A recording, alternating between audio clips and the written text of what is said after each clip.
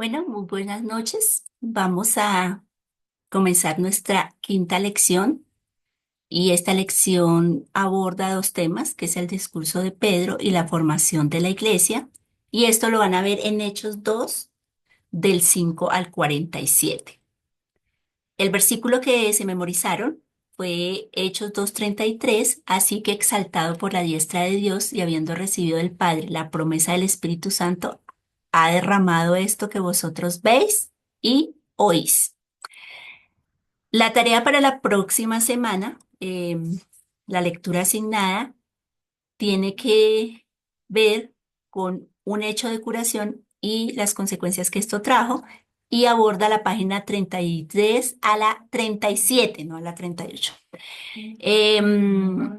Y tienen que leer Hechos, capítulo 3 y 4, y el versículo nuevo que se tienen que memorizar es Hechos 4:12. Y en ningún otro hay salvación porque no hay otro nombre bajo el cielo dado a los hombres en que podamos ser salvos. Una inquietud de uno de ustedes en cuanto a las suertes que me pareció importante aclarar y tiene que ver con el Turín, Tumín y el Turín. Digamos que los sacerdotes usaron esta técnica en el Antiguo Testamento para encontrar la voluntad de Dios, pero hoy en día eso ya no es necesario, ni Dios quiere que hagamos cosas de suerte, ¿sí? Entre las cosas que Dios aborrece, pues son la suerte, el azar, todas aquellas prácticas que se pueden usar de una manera equivocada hoy en día, pero en el Antiguo Testamento sí se hacía porque todavía no estaba todo el texto escrito y Dios de alguna manera les guiaba así para encontrar la voluntad de Dios sobre, por ejemplo, dos posibles opciones y con las piedritas pues se definía. Pero ya teniendo todo el contexto escritural, pues eso ya se hace innecesario, queda como inútil.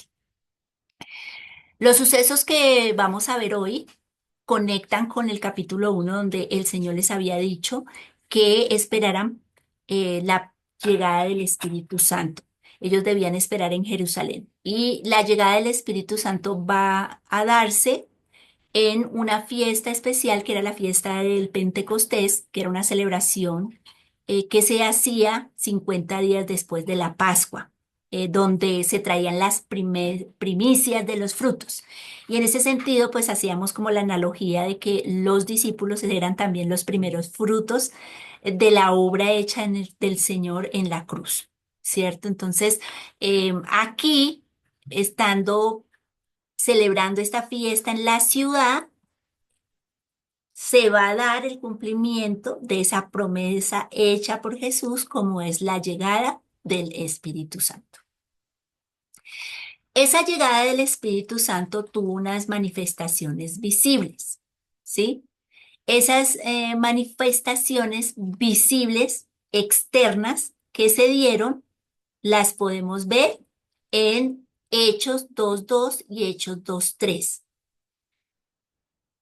¿Qué manifestaciones? Dice que se aparecieron como lenguas de fuego y un viento recio. Y cuando hablamos de lenguas de fuego, es una descripción que hacen pues los eh, apóstoles en ese momento, imagínense tratando de describir algo sobrenatural y lo describen así.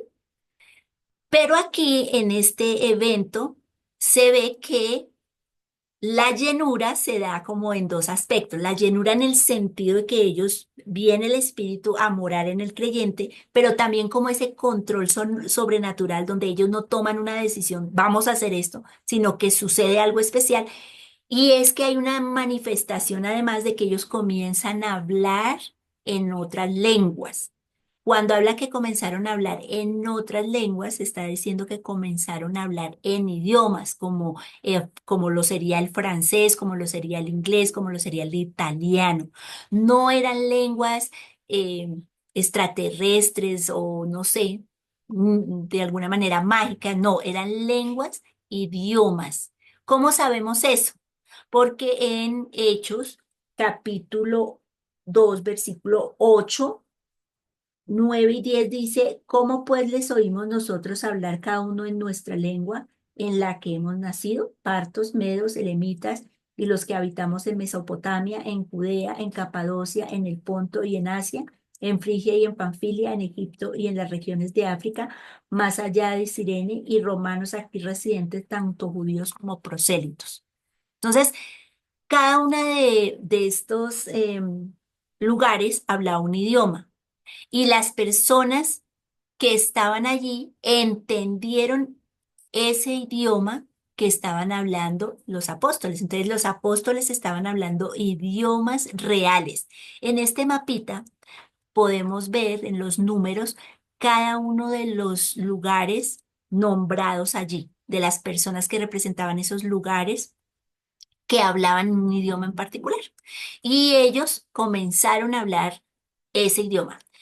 Es importante esto porque resulta que en Hechos, con este cuadro, podemos evidenciar que esos idiomas eran idiomas reales y obviamente sí hubo un evento sobrenatural, porque imagínense a estos hombres, que la mayoría de ellos eran pescadores, hablando un idioma que nunca habían hablado. Es como si yo comenzara a hablar aquí inglés fluidamente.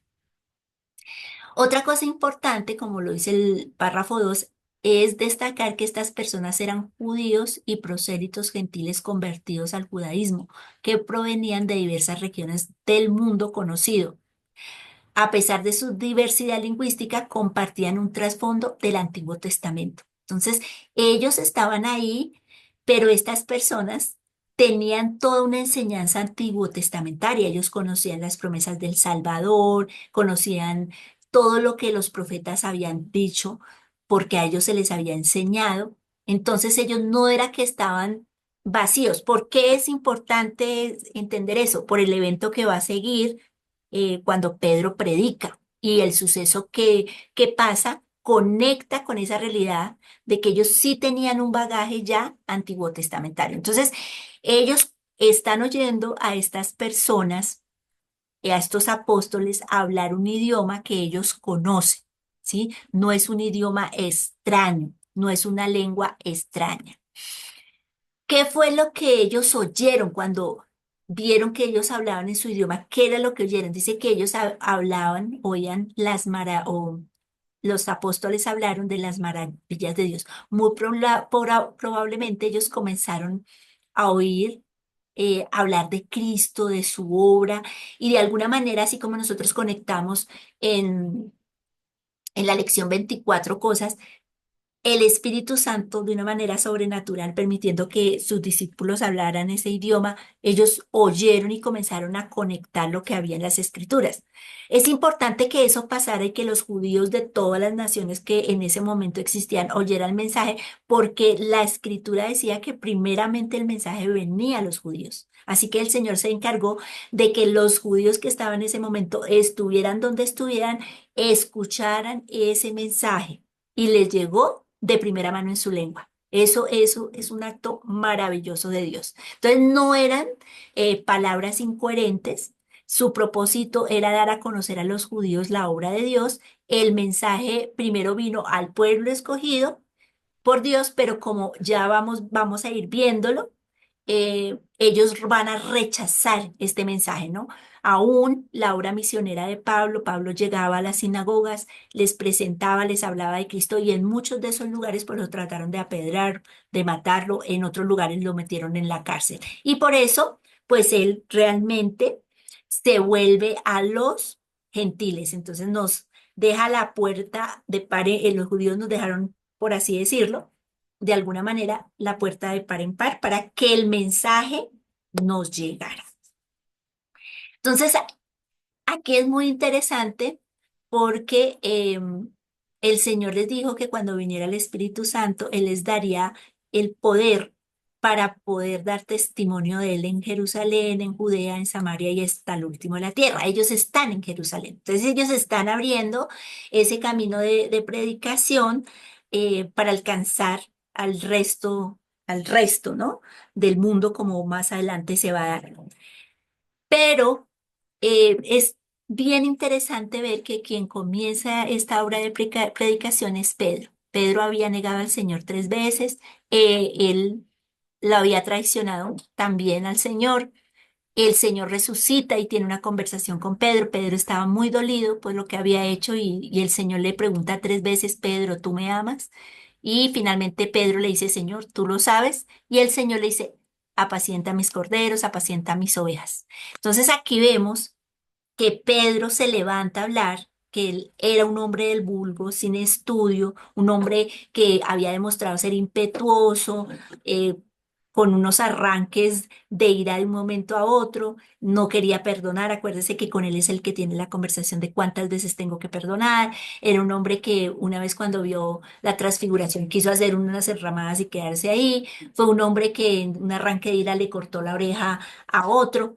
Pero ahora ese hombre es el mismo que está allí, parado ante 3.000 personas dando testimonio del Señor. Eso no se pudiera hacer si no fuera el Espíritu Santo el que estuviera morando ahí. Es ese mismo Espíritu Santo que mora en nosotros hoy día, 2025, y que muchas veces nos impulsa, nos mueve a dar a conocer lo que ya tenemos del Señor. Muchas veces nos sentimos también nosotros movidos por Él, empujados por Él para que hagamos la voluntad de dar a conocer al Señor. Esta predicación de Pedro tuvo algo particular y es que él comenzó y conectó con las profecías hechas a David. A David se le había dicho que a un descendiente de él se le daría el cetro por toda la eternidad, que se levantaría un rey, que sería un rey eterno. Eso quiere decir que nunca moriría. Se aclara ahí porque em, la profecía demostró que David no era ese rey del que se estaba hablando porque él murió y su cuerpo se corrompió, se destruyó, pero que ese rey prometido no vería corrupción, haciendo referencia a que Cristo como resucitado. Entonces, presenta a este pueblo o a estas 3.000 personas, resalta el hecho que el verdadero rey es Cristo, que ese rey que ellos esperaban realmente había llegado y que era Cristo y que Cristo había demostrado que era el verdadero rey porque él había resucitado. Entonces ellos comprendieron el mensaje porque ellos tenían toda esa información. No fue que él vino y dijo unas palabritas y ellos creyeron porque si no, ellos creyeron porque realmente tenían todo el mensaje del evangelio. Entonces, acá es importante porque aclarar algo. En el versículo 38 dice, Pedro les dijo, arrepentíos y bautícese en cada uno de vosotros en el nombre de Jesucristo, para perdón de los pecados y recibiréis el don del Espíritu Santo. Entonces, pareciera que para recibir el Espíritu Santo hubieran como unas condiciones, como arrepentirse y bautizarse. Pero nosotros vimos que la recepción del Espíritu Santo para el creyente se da por el entendimiento de la obra de Cristo. Pero como el mensaje que se está dando en un contexto de judíos, para ellos el arrepentimiento era importante este término porque arrepentimiento es cambio de mente y ellos habían tenido un concepto errado de quién era Jesús. No lo habían visto como el Hijo de Dios, como el Salvador prometido.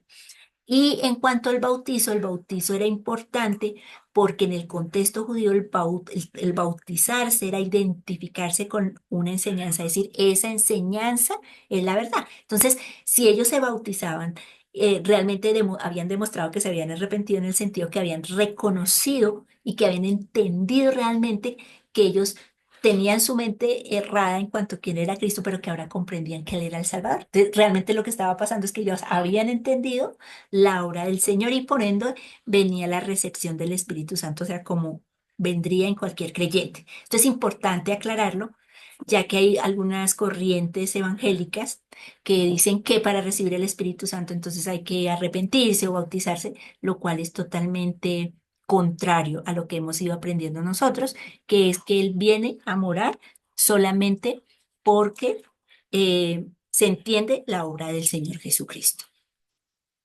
Por último, es interesante ver que también la recepción del Espíritu Santo dio unos frutos en los creyentes también en la comunidad, en el sentido de verse como comunidad. Ellos dicen que se reunían de continuo, partían el pan, es decir, hacían la cena, la Santa Cena, se reunían para orar y además de eso, ellos cumplían el propósito de predicar, porque más adelante dice, y el Señor añadía a los que iban a ser salvos a la iglesia o los que se conocían el mensaje del Señor, se iban adheriendo a la iglesia por la predicación. Es muy lindo ver, por ejemplo, ahí en Hechos 2, del 44 al 47, dice, y todos los que habían creído estaban juntos y tenían en común todas las cosas y vendían sus propiedades y sus bienes y los repartían a todos según las necesidades de cada uno. Y perseverando unánimes cada día en el templo y partiendo el pan en las casas, comían juntos con alegría y sencillez de corazón, alabando a Dios y teniendo favor con todo el pueblo. Y el Señor añadía cada día a la iglesia los que habían de ser salvos. Entonces el Espíritu Santo generó en ellos un sentido de desprendimiento. Se preocuparon por las necesidades de los otros, o sea, no podían ver que otros estaban padeciendo necesidad y ellos estar tranquilos. Que uno ve que realmente el Espíritu Santo es el que va a hacer eso, porque nosotros por naturaleza no lo hacemos, nos preocupamos solo por nosotros mismos, por nuestro bienestar.